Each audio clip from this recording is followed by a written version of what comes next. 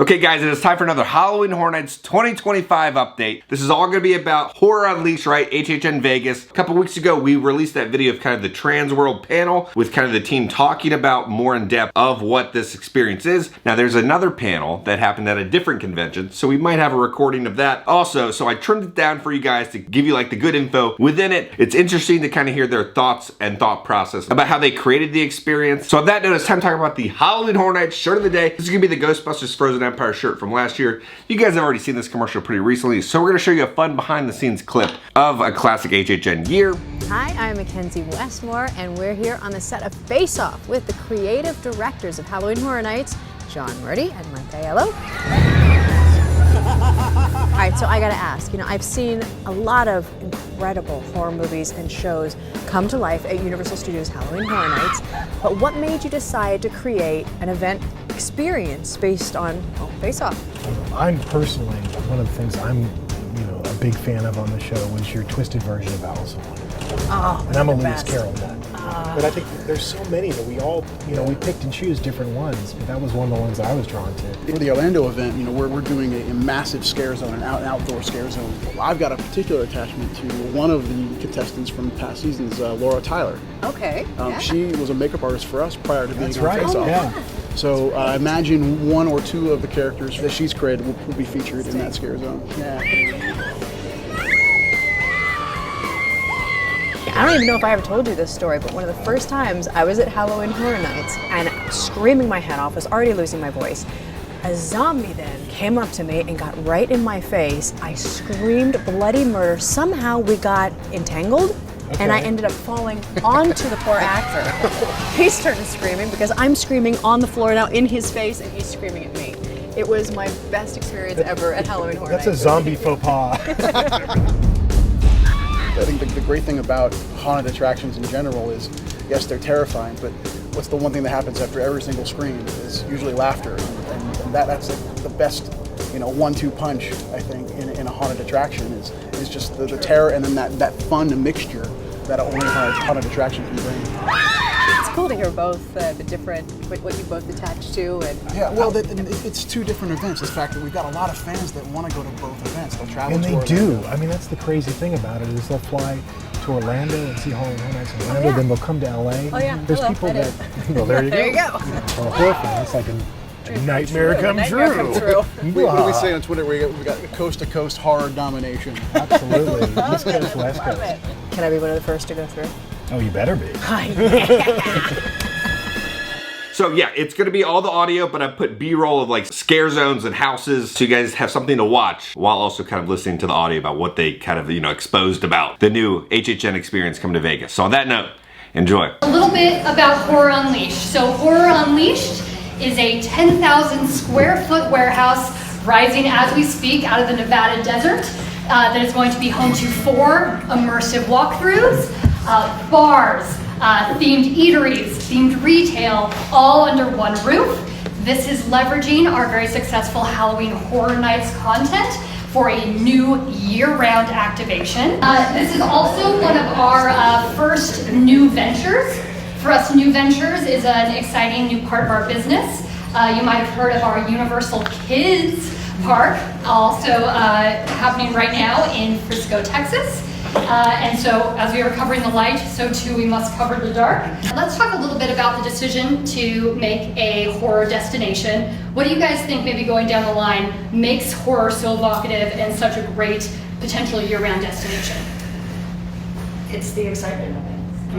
You don't know what you're going to get. I think people like to enjoy being scared, but in a safe environment.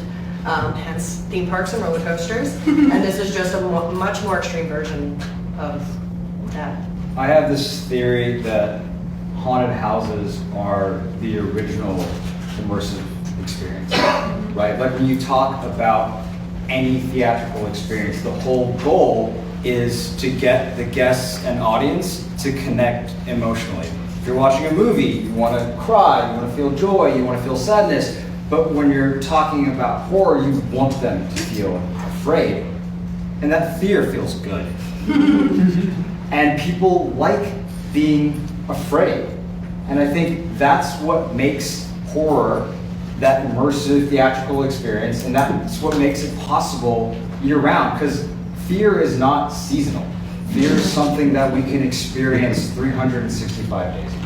Early on, we were kind of looking at the early design principles, and I think they've definitely carried through. The things we sort of landed on were spectacle, world-class spectacle being one of our pillars, social scare, and how fun and delicious it is to sort of, the social barriers break down as you're kind of like somehow running and grabbing a stranger and like, gotta get out of here. And that's very powerful. And then the third thing being variety and making sure that we can keep this very fresh and as of the moment and new as Halloween Horror Nights feels every single year with new houses every year. Sean, maybe you can talk a little bit about going from our very successful Halloween Horror Nights into this new Universal Horror Unleashed. What are the considerations? Halloween Horror Nights, as we all know, is just insanely successful, right?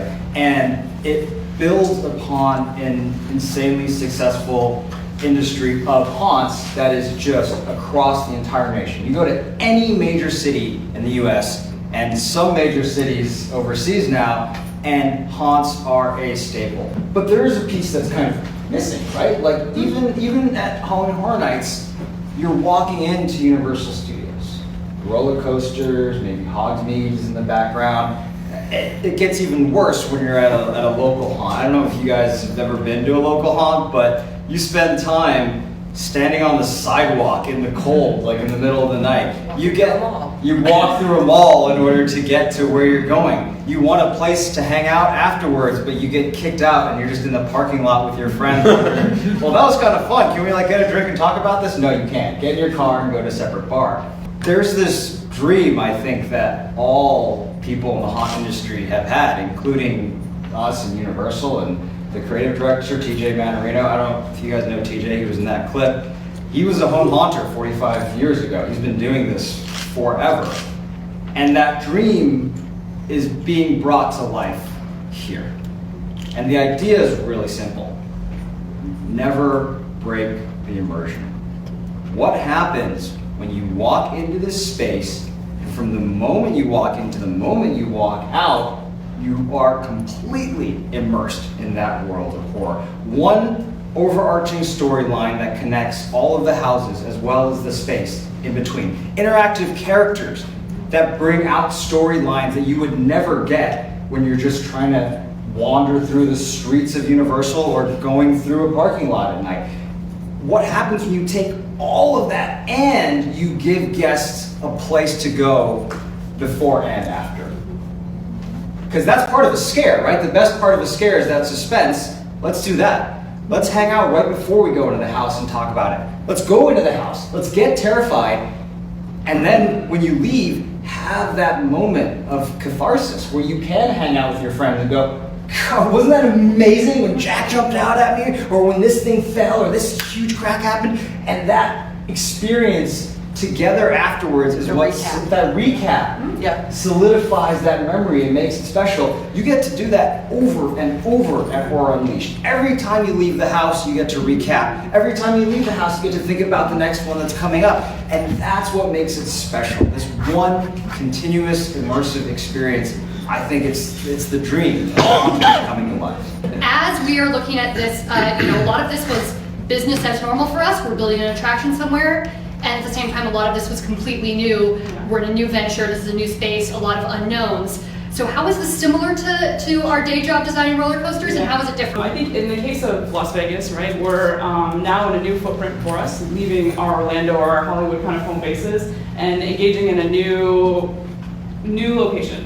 Las Vegas, in this case, of course, we're looking for a partnership. We land with Area 15. If you haven't been there, I'm sure many of you have. Exceptional partner for us. They really share that immersive kind of culture and environment that really will elevate our experience as much as offer that kind of balance for us in being a partnership with them and making sure that it's held to both of our kind of brand standards that way. So exceptional partnership for us there, but they did give us a box. So that is a thing, right? But one of the big things that we had in working through the program was trying to be able to make sure that the architecture inside of it or the design orientation of that really kind of carried through some of those storylines that Sean and the team had kind of brought and are pushing to kind of bring to the table there. But of course, we have new jurisdictions, building officials that are looking at us and saying, like, what the hell are you doing? Like, can't use the word maze, it throws everybody off the charts, right?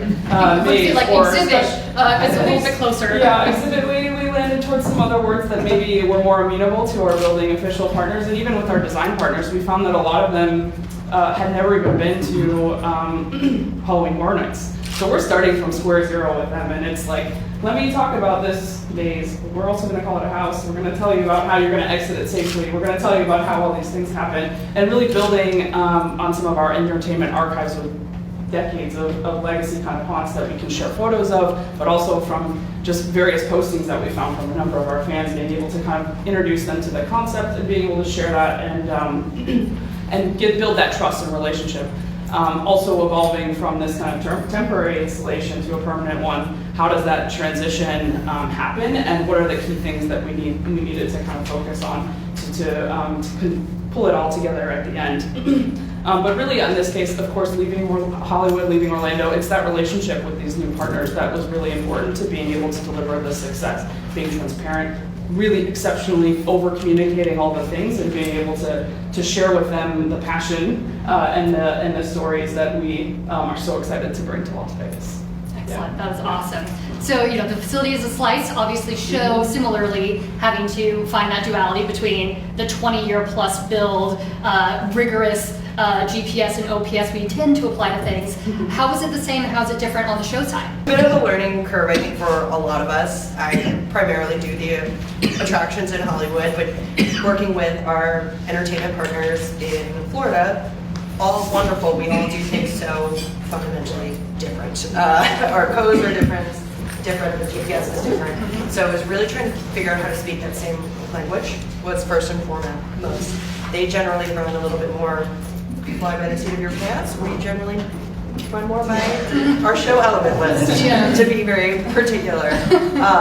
So there was definitely that quite a bit of a learning curve that we could kind of meet in a middle ground to get the types of drawings, models that our vendors could build off of.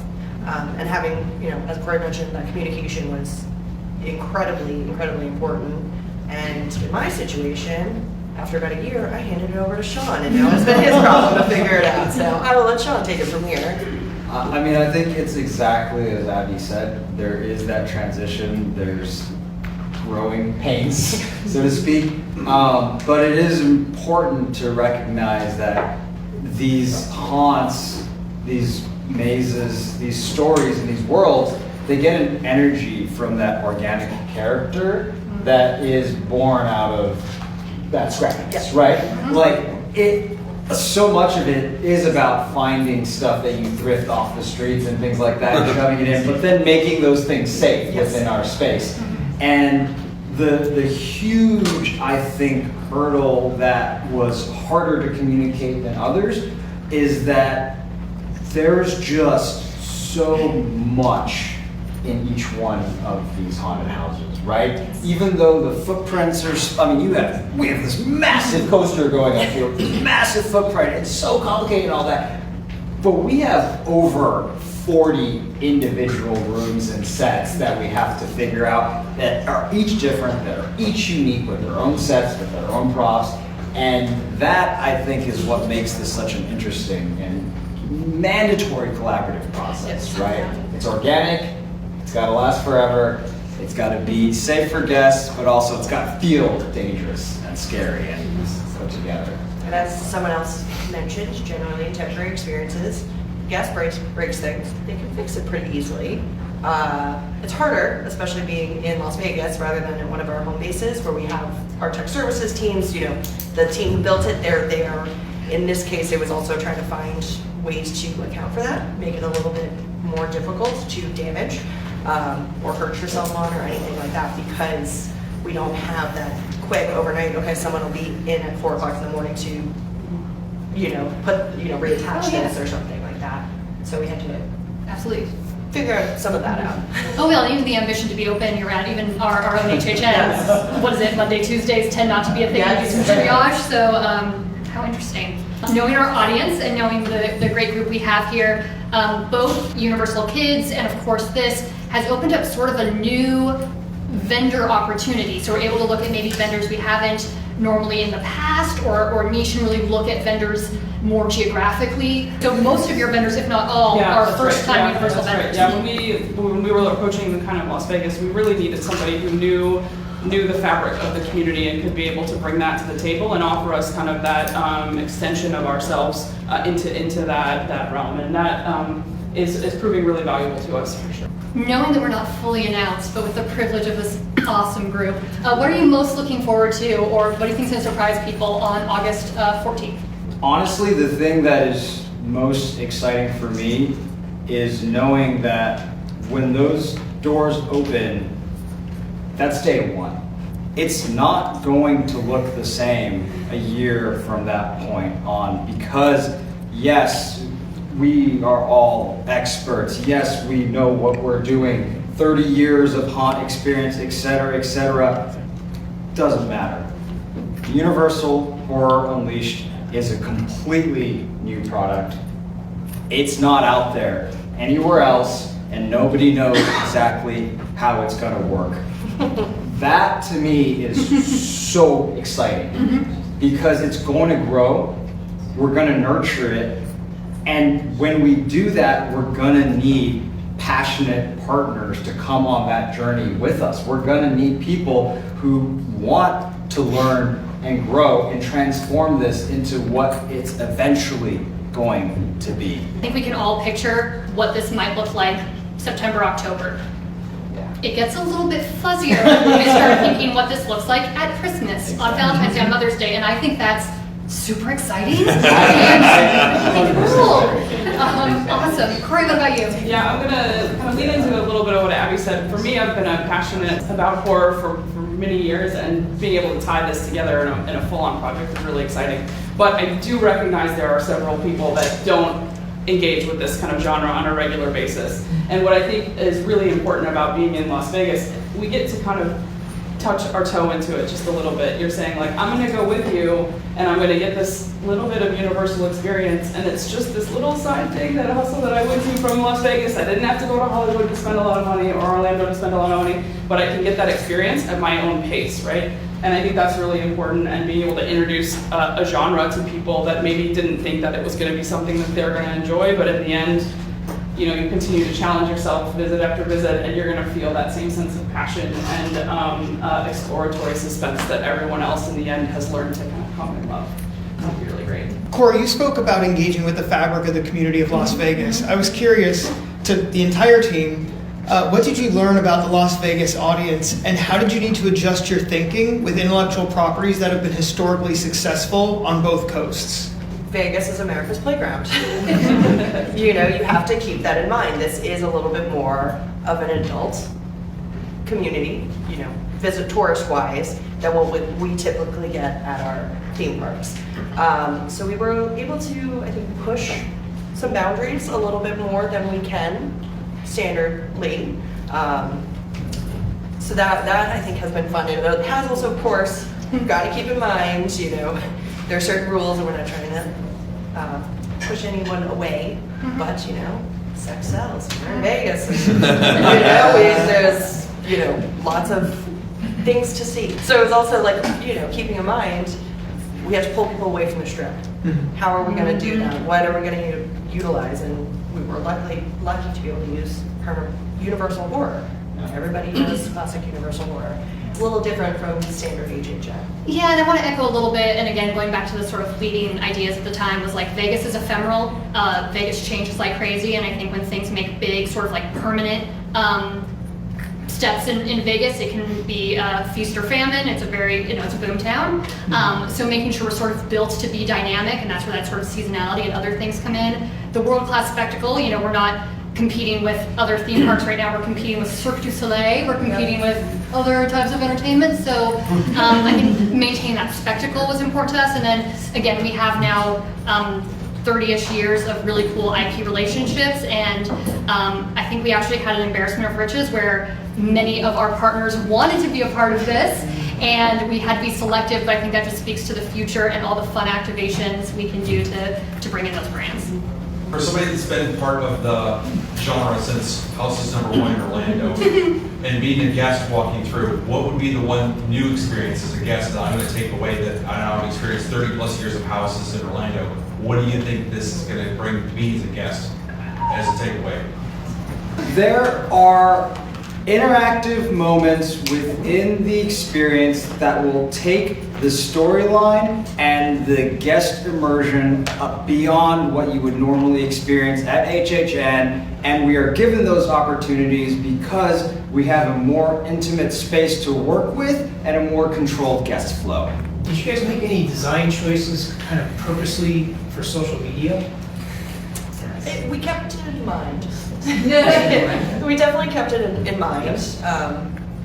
You know, with the scenery and and the central exploration the central area exploration in particular is different than, you know, being in the park, right? So we had to make sure that every part of that was, you want to take pictures, you want to share this with your friends, you want to have a good experience and live in that space. So I would say that entire space is designed to encourage social media sharing and interaction, and it's what connects the houses. And theoretically, it'll be a smaller audience per evening than typical HHN. So you can have these great moments, take these photos with your friends. You know, like I said, I know a lot of times when I do get dragged into one of these, my friends and I end up laughing really hard at the end because you're like, you got so scared, but you know, like, and you're able to still have that moment, still in this environment, without being like forced through, like you are. Did I just hear hot take? No conga lines. There's a fluctuating flow depending on capacity, but because of the year-round aspect, there will be the opportunity to experience a conga line-free experience at University. So I feel like there's this theme with LBEs where the first couple years they pop off, they go wild, you know, you can't get tickets, and then it dips, and then they don't know how to keep selling tickets. So how are you guys designing this so that there is longevity and repeat visitors?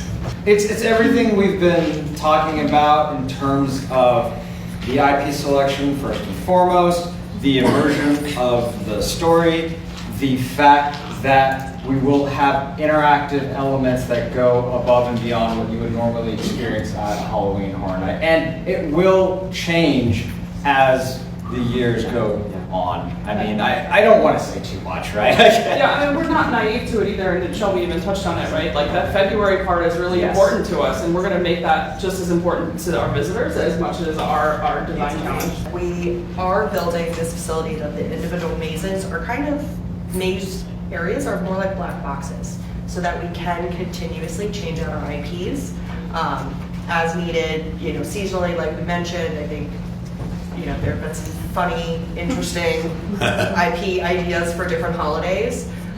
So we could do some, you know, even overlays in the central area. There's been different talks about festival-like moments, changing out shows. You know, like there is a lot of dynamicness to this building.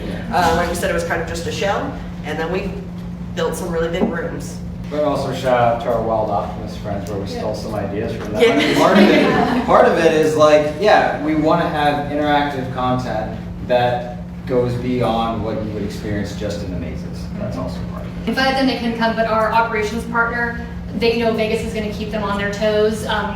Partner, they're us, it's Universal, but they are going to really keep their pulse on the finger to make sure that we don't go stale and are always moving. Our GM is actually has a background in casinos and shows and everything like that, so I think she will be a fantastic resource to keep everything fresh. Okay, as a future guest who would totally seek safe harbor in the bar Yes. and other areas, are those going to be activated scare zones? If you're walking around with a martini, you don't want somebody No one wants to wear a martini. No, but you know, you're just paying $22 for a martini, you don't want to spill it. So there's some of that being kept in mind, and there's bars where you will get scared, and there's bars where you won't get scared. Okay, welcome back. Hope you enjoyed that panel. I know there's very few people who actually got to experience the panel, so I kind of wanted to share it with all you guys. And also thank you so much for the person who did record that panel for us, because I feel like people really don't understand what this experience is. It's almost like we're having to piece together what Horror Unleashed is in Vegas. So on that note, if you enjoyed this video, make sure to hit that like button. If you have not already, hit the subscribe button and join the family. We love the family! because I'm gonna keep you up to date on all things Universal Studios and Halloween Horror Nights around the country. I love you all, and I'll see y'all very soon.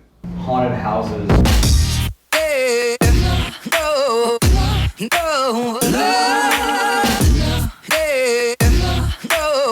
There's a Hooterade here? What the heck?